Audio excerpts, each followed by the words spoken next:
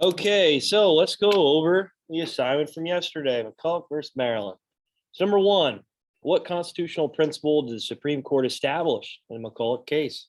Jeffrey, go ahead. Establish the legislative power and how it relates to the powers of the American state legislatures. Okay, all right. And what else? What else? That was a vocab term yesterday.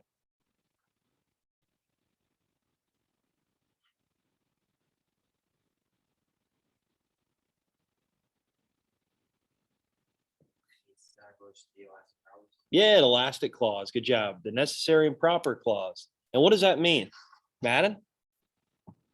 What's the elastic clause mean? The necessary and proper clause. What's that? I thought we were doing bell. The bell ringer. Does that look like a bell ringer to you? The idea of necessary and pressing clauses is to allow Congress to decide whether, when, and how to legislate. Okay. All right. Good job. Good job. So in this case, this is really giving the national government a little bit more powers than what are specifically stated in the Constitution. So the elastic clause, meaning it stretches over a little bit more than what's actually stated. So giving a little bit more power, implied powers, right, to the national government.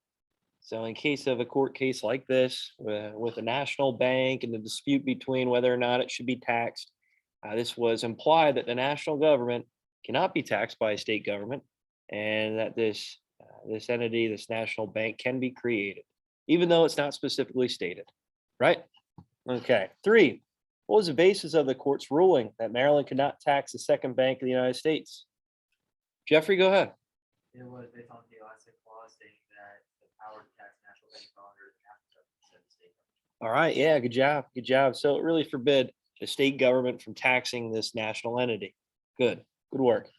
4, how did the fact that Justice Marshall was a Federalist influence the ruling of McCulloch case? Uh-oh. Uh-oh. Jamie, what do you have for 4?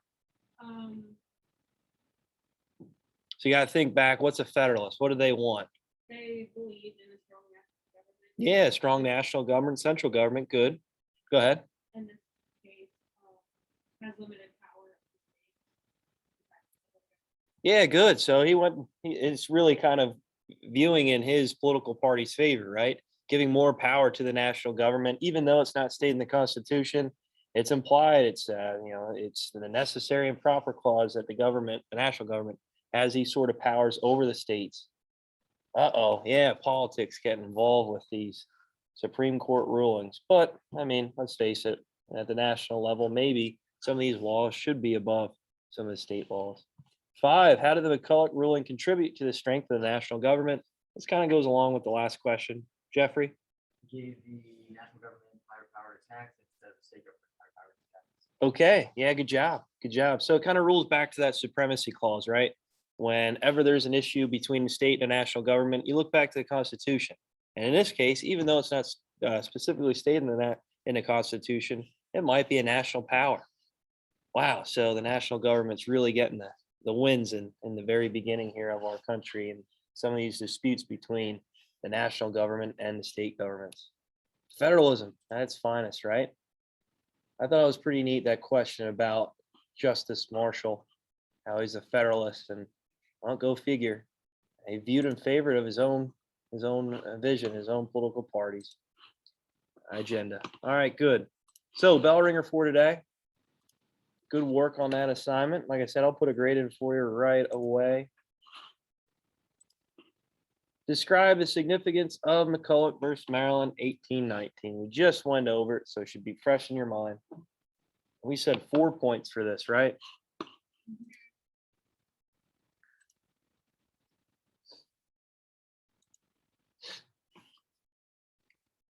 For the last week's bell ring.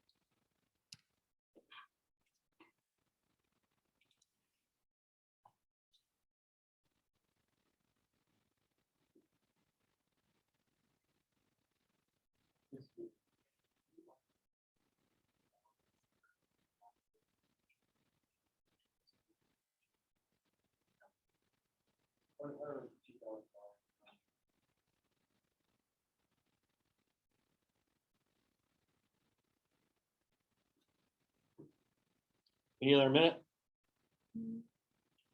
Yeah? All right, one more minute.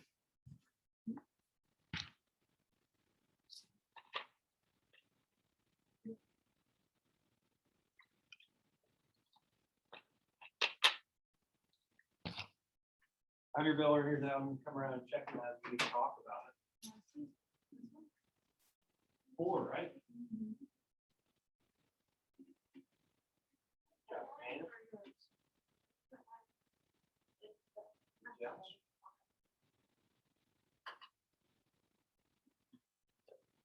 Right? Yeah. You just had the wrong date.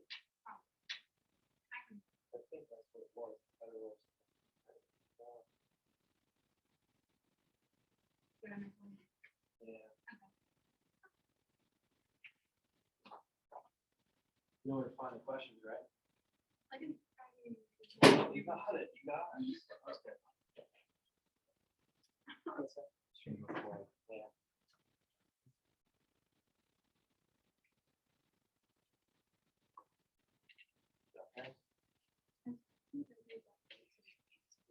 Okay. Meeting? No.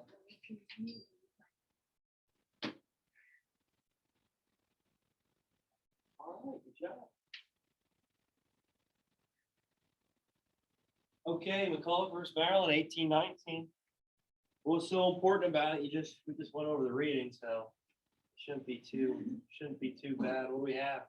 Jeffrey, go ahead. This actually elastic clause and obstructing the national government through the ability to tax the government. Okay, all right, yeah, so they really established implied powers, right? And how this elastic clause, the necessary and proper clause, was introduced. Now the national government has more powers than what's actually stated, expressed, enumerated, right, in the Constitution. So this is really the expansion of the central government, the national government. And what was this all about? What brought up this court case? What were some of the reasons, the issues here? We talked about it yesterday. Jeffrey, go ahead. National bank was established inside Maryland, and the state of Maryland wanted the ability to tax the state. What was the importance of the national bank? Why did Hamilton, a Federalist, want this national bank to be created? It allowed better circulation of currency throughout the states. All right, yeah, good job. One of the biggest issues after the revolution was paying back the debts and to try to establish a little bit more of a stronger economy. National bank, central government, the Federalists thought this was in our best interest to build one of these, to create one. And anti-federalists like Thomas Jefferson said, no, this can't happen, right? This is going to go against some of the state powers. Okay, if we want to tax this entity, right, it's involved in the state, so we should be able to tax it. And Federalists were saying, nope, you can't do that. You can't do that.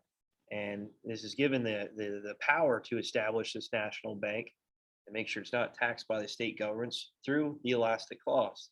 Okay, giving more powers to the national government. And Jefferson said, well, it's not stated in the Constitution that you can create this national bank.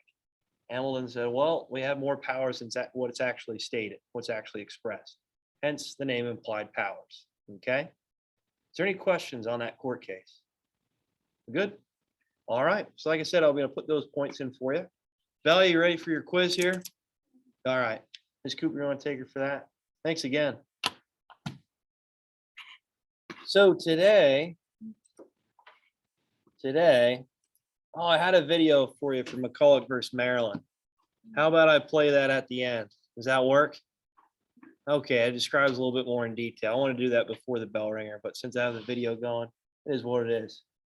Okay, so I'd like you guys to start with page 96. We're going to talk about reserved powers today. That's it, just reserved. I was going to throw in concurrent, but you know what? I won't put that one in. So page 96, we're going to start off with the states and the nation. Read over that. On page 97, look at the figure above, division of federal and state powers. You might have to maybe replicate that on an assessment, on a test. So make sure you know that. Okay, so page 96, states and nation. You can stop then right before you get to concurrent powers. We'll talk about concurrent powers and putting it all together when you guys return on Monday.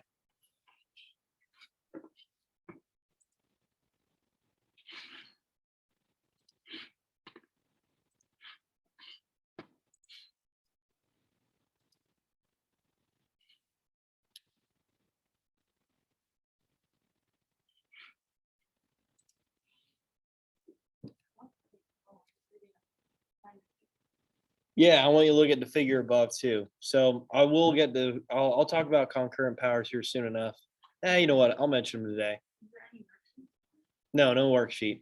I had one, but I mean, it's literally the figure there. So as long as you know that, you're good. So page 96, 97. Yeah, read.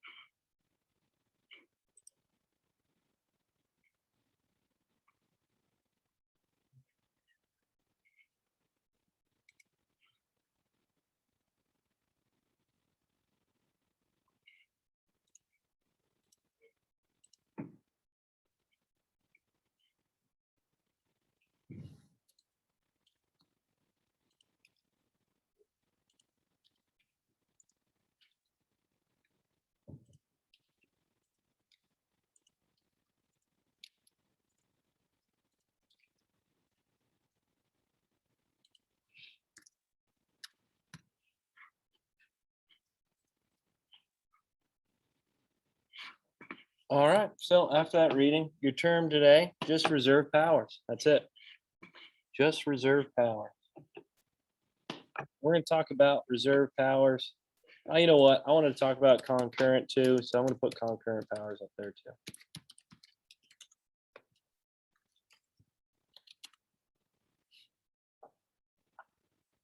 There you go. Reserved and concurrent.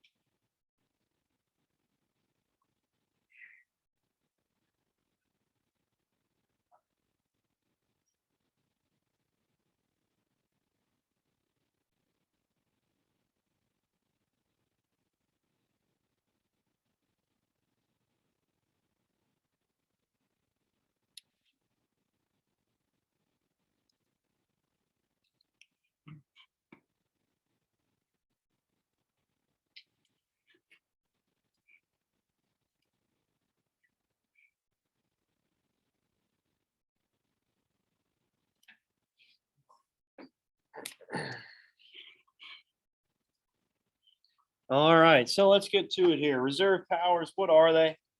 What are they? Nathaniel, what are reserve powers?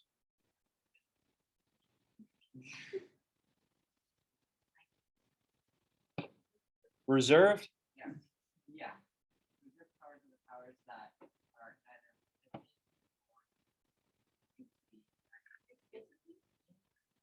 by the law.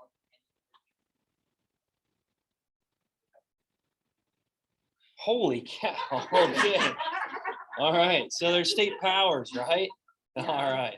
What about concurrent powers? Taylor? They are powers of a federal state that are shared by both the federal government and its constituting political units such as state. Okay. So they're shared powers between the state and the national government. Okay. So reserved for the states, concurrent, they're shared by both. All right. So powers denied to the national government. Well, main thing is that the Bill of Rights limit the national government's powers. Okay. We all know this. Okay, the government can't infringe or take away these rights from you. And some of these rights in the Bill of Rights we talked about, some of these amendments, some of you said, oh, I'll remove the third one. What's the third amendment, madam? Uh-oh, putting you on the spot again about amendments today. Quartering, yeah, the Quartering Act. Okay, there you go. Good job. Yeah, so with that being said, the national government can't take these rights away from you. Okay, these amendments are proven. Okay, we will talk though, on certain occasions, the government can limit some of these freedoms, some of these rights. And what does that mean? Well, in a time of warfare, and let's say a time of, let's say depression or recession or a pandemic, right? Some of these rights can be limited by the government. And for example, World War One, okay, with a lot of the paranoia, the fear of an internal threat or an attack, some of these freedoms were limited.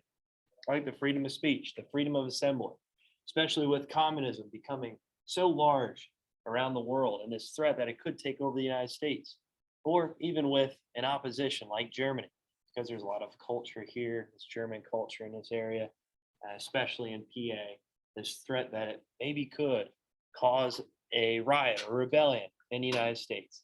So yeah, in certain occasions, it could be limited, which we'll talk about more next chapter.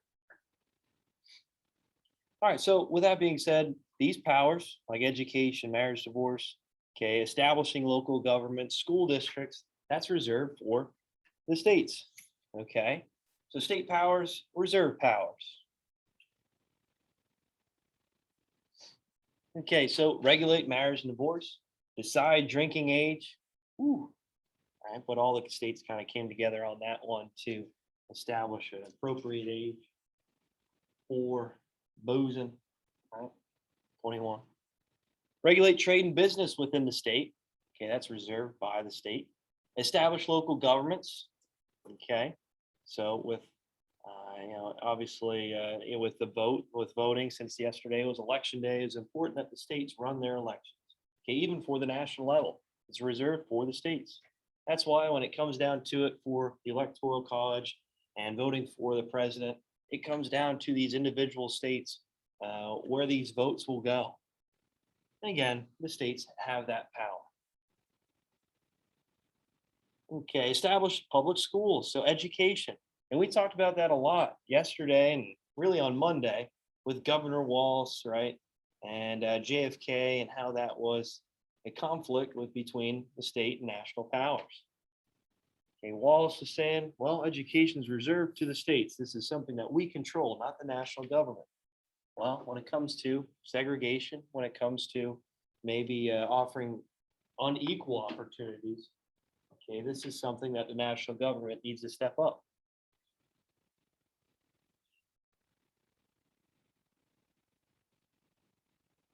Okay, so again, states' rights, state powers, reserve powers. Concurrent, oh, so here's some more denied to the state. So these are powers denied to the states, meaning they are national powers. These are delegated powers, which we went through already. But I thought this quote was unique. I thought it was something that maybe we could think about. The federal government did not create the states created the federal government. Ronald Reagan, famous president, okay, Republican president, I really quoted this, and he said that, you know what, the states actually came together to create the national government, meaning we can't really restrict the states' rights. Okay, we can't take away their powers. The national government can't act like they're above the state governments. Yeah, in certain occasions, like we talked about with McCulloch versus Maryland, the national government, in that case especially, won. Right, these implied powers, this elastic clause stretched over some of the rights that might not be stated in the Constitution. But I thought this quote was obviously eye-opening, right? It's like, you know what, he's right. The states deserve some of these powers that the national government cannot have or are denied to the national government. So again, showing that federalism is needed. And finally, concurrent powers. These are shared between a national government and the state governments. So levy and collect taxes, we know that they do both. Define crimes and set punishments, we know that each state, national government has a judicial system, a court system. Take private property for public use. So in certain occasions, this might happen, okay, where the government might have to step in order to try to maybe establish a park or public service for the people, and in some cases take private land. Establish courts, we already talked about that with the judicial system in each state and the national government, and borrow money. All right, so again, make sure you guys remember delegated powers, reserve powers, and concurrent. We know there's 3 branches, subcategories of the delegated powers: expressed, which are enumerated, implied, and inherent.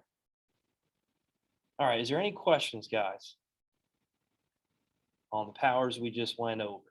So again, federalism, making sure that these powers between the national and state governments are shared, and that one doesn't become too strong over the other. You guys good with that? Okay, that's really all I have. I want to show you that video of McCulloch versus Maryland, since I forgot to do that at the beginning of class.